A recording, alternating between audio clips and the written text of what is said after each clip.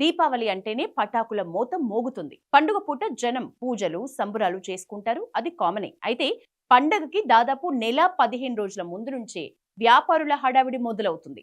జనావాసాలకు దూరంగా ఉన్న ఫ్యాక్టరీల్లో తయారైన పటాకులను వ్యాపారులు తెప్పించి సిటీలు పట్టణాల్లో స్టోర్ చేస్తూ ఉంటారు. ఒక్కో బాంబు చేసే సౌండ్ చిన్నదే కావచ్చు, కానీ అన్నీ కలిస్తే పెద్ద విధ్వంసమే జరుగుతుంది. ఏటా ప్రమాదాలు కూడా చూస్తూనే ఉన్నాం. అందుకే మన తెలంగాణ పోలీసులు దీపావళి పటాకుల స్టోరేజ్ షాపుల నిర్వహణపై స్ట్రిక్ట్ రూల్స్ పెట్టారు. వాటి గురించి ఈ వీడియోలో తెలుసుకుందాం. దీపావళి పటాకులకు సంబంధించి పర్మనెంట్ షాప్స్, టెంపరరీ షాప్స్ అని 2 కేటగిరీలు ఉంటాయి. పర్మనెంట్ షాప్స్ ని గోడౌన్స్ లాగా జనాలకు దూరంగా నిర్వహించాలి. ఇక టెంపరరీ షాప్స్ అయితే ప్రమాదాలు జరగకుండా జాగ్రత్తలు తీసుకోవాలి. ప్రమాదం జరిగిన ప్రాణ ఆస్తి నష్టం జరగకుండా ముందస్తు చర్యలు పక్కాగా తీసుకోవాలి. దీనిపై పోలీసులు, disaster management, fire safety department ఇప్పటికే పలు గైడ్ లైన్స్ ని విడుదల చేశాయి. వాటికి అనుగుణంగానే షాపులకి అనుమతులు తీసుకోవాల్సి ఉంటుంది. హైదరాబాద్ నగరంలో గతేడాది 1500కు పైగా షాపులకి అప్లికేషన్లు వచ్చాయి. ఈసారి వాటి సంఖ్య మరింత పెరిగింది. 5 కేజీల కంటే ఎక్కువ దీపావళి క్రాకర్స్ ని స్టోర్ చేస్తే ఖచ్చితంగా ఈ సేఫ్టీ నిబంధనలు పాటించాలి, లేకపోతే వారిపై కేసులు పెట్టే అవకాశాలు ఉంటాయి.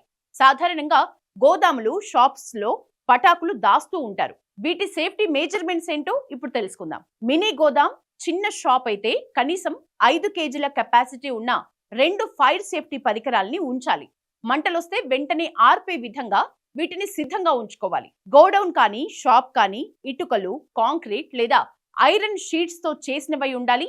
ఇలాంటి వాటికి మంటలు అంటుకుని విస్తరించే అవకాశం ఉండదు. ఎక్కువ ప్రమాదాలు షార్ట్ సర్క్యూట్ అయినప్పుడు చెలరేగే నిప్పు రవ్వల వల్లే జరుగుతూ ఉంటాయి. కాబట్టి గోదాం, షాపులలో మంచి ఎలక్ట్రీషియన్ తో కరెంటు పని చేయించాలి.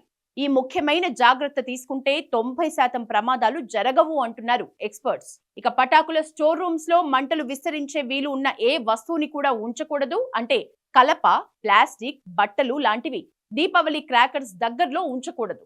ఎందుకంటే ఇవి ప్రమాద తీవ్రతని మరింత పెంచే అవకాశం ఉంటుంది. ఇల్లు కానీ, గోడౌన్ కానీ పైకప్పు భాగంలో కనీసం 1000 లీటర్ల వాటర్ ట్యాంక్ ఉండాలి. కింద కనీసం 500 లీటర్ల వాటర్ ట్యాంక్ ఉండాలి. వీటి నిండా ఎప్పుడు నీళ్లుండాలి. గోదాంకు దగ్గరలోనే ఎమర్జెన్సీకి వాడుకునేలా కనీసం 2 లక్షల వాటర్ స్టోరేజ్ కెపాసిటీతో ట్యాంక్ లేదా గుంత ఉండాలి. ఈ జాగ్రత్తలు తీసుకోకుండా మీ ఇంటి పక్కన ఎవరైనా పటాకులు అమ్ముతుంటే వారిపైన మీరు పోలీసులు, disaster management, fire safety department కి సమాచారం ఇవ్వచ్చు.